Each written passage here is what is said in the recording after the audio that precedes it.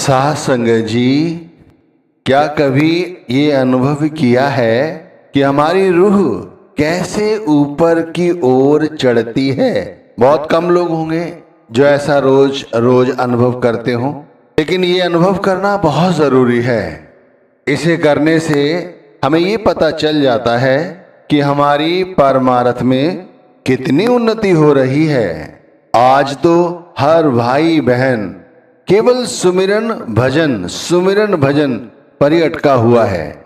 भजन तो खैर कोई करता ही नहीं है, सुमिरन करते हैं, सो सुमिरन पर अटके हुए हैं। अगर सारी जिंदगी नाम का सुमिरन करते रहे और मन दुनियावी शक्लों और पदार्थों का हिस्सा ही बना रहा, तो कैसे पता चलेगा कि हमारी उन्नति क्या हुई? अरे हमारी रूह जब ऊपर की ओर चढ़े तभी तो कुछ बात बनेगी। पहले रूह को समझो, रूह क्या है। इसे ऐसा समझो कि सूरत क्या है। अगर ऐसा समझ गए तो ये भी समझोगे। 2-3 बातें मैं आपको बता रहा हूं, जैसे तवज्जो, सुना है ना, होश, ध्यान, रूह और आत्मा। इन सब को एक शब्द में कह दो तो सूरत, तो बात एक है। 10 बातें नहीं हुई, केवल एक बात हुई। अब जैसे एक एक बात को समझो, हमने कहा तवज्जो हो। तवज्जो के साथ ये अनुभव करो कि आत्मा किस तरह से ऊपर की ओर चढ़ रही है। होश के साथ ध्यान में देखो कि आत्मा ध्यान में ऊपर की ओर कैसे चढ़ रही है। चढ़ रही है या नीचे की ओर गिर रही है। इसे सूरत शब्द योग भी कहते हैं। देखो, रूह के विषय में और जानने से पहले मैं बताऊं कि रूह की 4 चालें होती हैं। इन 4 चालों को सबसे पहले समझो। इन सभी चालों को जानना जरूरी है। हम केवल सुमिरन के अटके हुए हैं। हम समझ रहे हैं कि हम परमार्थ में एक दिन बहुत उन्नति कर लेंगे। तो मैं पूछ लेता हूं, चलो आप खुद से अनुभव करके बताओ कि अब कितनी तरक्की हो गई। 30, 40, 50 साल हो गए हैं लोगों को नामदान लिए हुए। तरक्की केवल सुमिरन से ऊपर नहीं बढ़ रही है, ये समझो। मैं आप लोगों को रोज रोज प्रेरित कर रहा हूं, सुमिरन के लिए, ध्यान के लिए, भजन के लिए, यानी कि शब्द धुन सुनने के लिए। इसे और बारीकी से समझो। जीते जी मरने का रोज रोज अभ्यास कराता हूं मैं आपको। भाई ये अनुभव है और ये अनुभव आप भी अपने साथ साझा करें, अपने जीवन का हिस्सा बना लें, तब कुछ काम बनेगा। वैसे नाम तो दुनिया जप रही है, धुनात्मक शब्द होता है और वर्णात्मक तरह से जपे जा रहे हैं, उन्हें पता ही नहीं है। अरे इस तरह से थोड़ी जपा जाता है नाम। मैंने कहा कि रूह की 4 चालें हैं। अब आप समझेंगे ये क्या से बात हुई कि 4 चालें हैं, आज तक तो हमें किसी ने नहीं बताई। लेकिन भाई हैं। हम तो केवल मन ही की चाल समझते हैं, क्योंकि मन हमें दौड़ा दौड़ा कर इधर से उधर भगाता रहता है। मन बहुत तेजी के साथ चलता है, लेकिन आत्मा, रूह कैसे चलती है? चींटी की चाल, बहुत धीरे धीरे धीरे चलती है। ये पहली चाल है। रूह की पहली चाल चींटी की चाल। मिनटों सेकंडों में मन यहां से वहां लेकर पहुंच जाता है, लेकिन क्या आत्मा, क्या हमारी रूह 1 सेकंड में सचखंड पहुंच जाती है? नहीं पहुंच पाती भाई। मन जबकि पता नहीं कहां कहां की घूम फिर के 1 सेकंड में वापस भी आ जाएगा, लेकिन रूह नहीं पहुंच पाती, जबकि रूह को पहुंचना चाहिए। यही तो अनुभव है। इसीलिए तो कहता हूं सत्संग बड़े गौर से सुना करो। इसके अंदर बहुत ऐसे तत्व छुपे होते हैं जो आपके ज्ञान को, भक्ति को, ध्यान को, भजन को, सुमिरन को, सेवा को हर पल हर क्षण बढ़ाएंगे। ये सच्ची बात बता रहा हूं आपको, अनुभव तो करो। हमारे शरीर के अंदर पिंड के 6 चक्र होते हैं। पता है आपको इन 6 चक्रों के बारे में? आगे बताऊंगा। अभी विषय से भटक जाऊंगा, इसीलिए पहले मैं आत्मा की चढ़ाई जो चढ़ रही है उसके विषय में आपसे बातचीत कर लेता हूं। इन 6 चक्रों में हमारी आत्मा की चढ़ाई चींटी की तरह बहुत धीमी होती है। ये समझिए, इतनी धीमी होती है जैसे हम वास्तविकता में देखते हैं एक चींटी चल रही होती है, उसे कुछ लेना देना है किसी से नहीं, चुपचाप चलती रहती है। उसे एक गंतव्य तक पहुंचना है, बस एक विशेष बात ध्यान रखो, चींटी को अपने गंतव्य तक पहुंचने में कोई ज्यादा परिश्रम नहीं करना पड़ता, क्योंकि उसका काम है चलना, धीरे धीरे धीरे धीरे चलती रहती है और पहुंच जाती है ना, पहुंच जाती है। लेकिन हमारी आत्मा को, हमारी रूह को उस चींटी की तरह ऊपर चढ़ने में बड़ी कठिनाई होती है, बड़ी मेहनत करनी पड़ती है। अगर ये कठिनाई, ये मेहनत ना होती ना, तो ना आज मैं आपके साथ सत्संग फरमा रहा होता, ना ही सारे संसार में मन का बोलबाला होता। समझे आप? मन का बोलबाला नहीं होता, आत्मा का बोलबाला होता, रूह का, सूरत का, तवज्जो का, होश का, इनका बोलबाला होता। आज तो मन का बोलबाला है, इसीलिए क्योंकि हमारी आत्मा की चाल चींटी से भी मंद है और ये चाल भी वो नहीं चल पाती है, उसे चलना नहीं आता, वो तो एक जगह रहती है। अब इसे और बारीकी से समझो। अच्छा, जैसे एक झरना बह रहा है, बहुत तेजी से ऊपर से नीचे की ओर आ रहा है।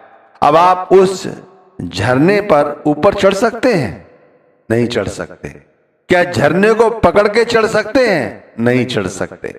अच्छा, और सरलता से समझो, नदी बह रही है तेज गति से एक दिशा से दूसरी दिशा की ओर। अब दूसरी दिशा से क्या विपरीत दिशा की ओर जिधर से जल आ रहा है आप चल सकते हैं? बहुत मुश्किलात होगी, बड़ी मेहनत करनी होगी। ठीक इसी तरह से हमारी तवज्जो को, हमारी आत्मा को भी मेहनत करनी पड़ती है, तब वो विपरीत दिशा में चलती है। जब रूह ऊपर की ओर चढ़ती है तो आत्मा शब्द की धारा के सहारे ऊपर की ओर उठने लगती है। देखिए, शब्द की धारा के सहारे, जो लोग कहते हैं ना सुमिरन तो करते हैं लेकिन ध्यान और भजन नहीं करते, उन लोगों को समझना चाहिए, सुमिरन कर लिया तो तवज्जो ऊपर नहीं उठेगी। जब तक ध्यान नहीं करोगे, भजन नहीं करोगे, रूह ऊपर की ओर नहीं चढ़ेगी। ये समझिए, यहां समझाया जा रहा है कि आत्मा शब्द की धारा के साथ या धारा के सहारे ऊपर की ओर चढ़ती है। सुमिरन कर लिया और बगैर तवज्जो के किया तो हमारे लिए केवल कार्यवाही तो हुई और क्या हुआ? कुछ नहीं। अगर वही सुमिरन ध्यान पूर्वक किया होता, गुरु के स्वरूप के साथ जुड़ के, और फिर ध्यान किया होता उस परमात्मा का, तो क्या होता है कि आत्मा यानी सूरत या रूह नीचे की बजाय ऊपर की ओर चढ़ती है और ऊपर की ओर चढ़ने में उसे दिक्कत आती है। तो जो हमने अभ्यास किया है शब्द का, वो जो अभ्यास है, वो अभ्यास यानी शब्द की धारा, वो हमें विपरीत दिशा में यानी ऊपर की ओर चढ़ने में सहायता प्रदान करती है। और चाल कैसी है? और बिल्कुल चींटी की तरह है।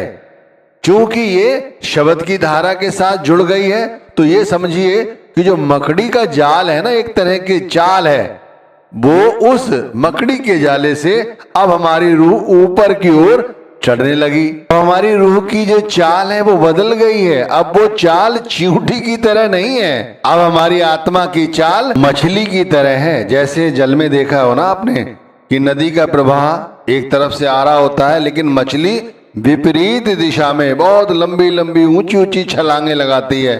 ठीक इसी तरह से अब हमारी आत्मा ने शब्द की धारा पकड़ ली है। अब जैसे चींटी की चाल चल रही थी, अब वो चींटी की चाल नहीं चलती, अब तो वो छलांग लगाती है। अब कहाँ छलांग लगाती है? आपने देखा होगा जो लोग ध्यान करते हैं, भजन करते हैं, 2 मिनट नहीं होते भजन करते हो। 2 मिनट, आप तो कह रहे हो घंटों घंटों, 2 मिनट नहीं होते। और सूरत इस तरह से धुन को पकड़ लेती है, शब्द धुन सुनती रहती है, आत्मा शब्द की प्रकाश को देखती रहती है नृत्य के माध्यम से। इसे समझिए, जैसे ही हमारी आत्मा ने शब्द की धारा के साथ चढ़ना सीख लिया, वैसे ही हमारी आत्मा अब प्रबलता के साथ विपरीत दिशा में, यानी कि 9 द्वारों से ऊपर की ओर चढ़ना शुरू कर देती है। वो आत्मा अब चींटी की तरह नहीं, मछली की तरह उछलती कूदती हुई ऊपर की ओर चढ़ती चली जाती है। लोग कहते हैं ना कि मन नहीं लगता, लज्जत नहीं आती। खूब लज्जत आती है भाई, खूब मजा आता है, खूब सब कुछ सुनाई देता है, बहुत कुछ दिखाई देता है। इस तरह से ये सुरत शब्द का योग किया जाता है। भजन में इस तरह से आत्मा सरपट दौड़ती चली जाती है ऊपर की ओर। अब आगे क्या होता है? आत्मा ऊपर चढ़ते हुए, रूह ऊपर चढ़ते हुए कहां तक पहुंच जाती है ये समझो। इस तरह की चढ़ाई करती हुई आत्मा सतलोक तक पहुंच जाती है। सतलोक तक, जिसे आप समझ रहे हैं, सचखंड कहो, गौलोक कहो, परमात्मा का दर कहो, घर कहो, जहां के लिए ये नामदान दिया गया है सभी को। रोज रोज सुबह सुमिरन भजन करने के लिए कहा जाता है। रोज रोज हर समय गुरु के स्वरूप का ध्यान करने के लिए कहा जाता है। यही है सब तत्व ज्ञान। और क्या है? यही है रूह का ऊपर की ओर चढ़ना।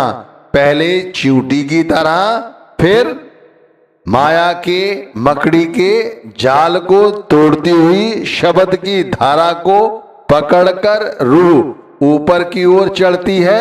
फिर मीन चाल, यानी कि मछली की चाल की तरह उछलती कूदती हुई विपरीत दिशा में सचखंड की ओर, सतलोक की ओर चलती चली जाती है। और ये अनुभव भजन करते समय होता है, शब्द धुन सुनते समय होता है कि बैठे हम यहाँ होते हैं इस धरती पर, और हमारी आत्मा उस लोक की ध्वनि सुनती है, शब्द धुन सुनती है, शब्द के प्रकाश को देखती है। अब आत्मा उस लोक में कैसे चलती है ये भी तो जानना जरूरी है। बहुत से लोग कहेंगे ये तो बता दिया, वहां पहुंच गए, लेकिन फिर आत्मा वहां चलती कैसे है ये भी जानना जरूरी है। ऐसे समझिए हमारी आत्मा वहां पक्षी की तरह हो जाती है, बस पंख फैला दिए तो वहां पर बहुत तेजी से घूमती रहती है, बहुत तेजी से घूमती रहती है, उड़ती रहती है, समझ रही है सच है क्या। और ये सच का अनुभव कैसे हुआ? जैसे भजन करने बैठे एक पल के अंदर, ये विहंग चाल है, इसको बोला जाता है संतों के शास्त्रों के हिसाब से विहंग चाल। तो एक पल में ही जीवात्मा शरीर से सतलोक पहुंच जाती है और सतलोक से सीधे नीचे जाती है। अब मन की चाल से तेज गति हुई ना आत्मा की। अभी तक ये सोचे हैं हम लोग कि आत्मा की हस्ती क्या है, मन की हस्ती है। मन कुछ करे और आत्मा ना करे, ऐसा संभव ही नहीं, आत्मा को करना ही पड़ेगा। लेकिन आत्मा जिस दिन जाग गई, जिस दिन शब्द की धारा के साथ ऊपर चढ़ना सीख गई, उस दिन मन कुछ नहीं कर पाएगा। आप देख लो, जो लोग सुमिरन भजन करते हैं सच्ची तौर पर, उनको इस बात का अनुभव होता है कि भजन करते समय वो क्या क्या अनुभव करते हैं। अब मैं तो ये चाहता हूं कोई ऐसा जरिया बने कि मैं सभी को लेकर एक साथ बैठूं और भजन कराऊं, लेकिन संभव नहीं है। कोशिश है जारी, भगवान इसी तरह से हमारे साथ, आपके साथ जुड़ा हुआ है कि मैं आप लोगों को प्रेरित कर रहा हूं कि आज का सत्संग बहुत जरूरी है, जिसके अंदर शब्द की धारा के साथ ऊपर चढ़ना सिखा रहा हूं आपको। इस तरह से सुमिरन किया करो कि हमारी जो सूरत है वो शब्द के साथ जुड़े, और फिर जब ध्यान करने बैठो, भजन करने बैठो, तो उसी धारा को पकड़कर सूरत हमारी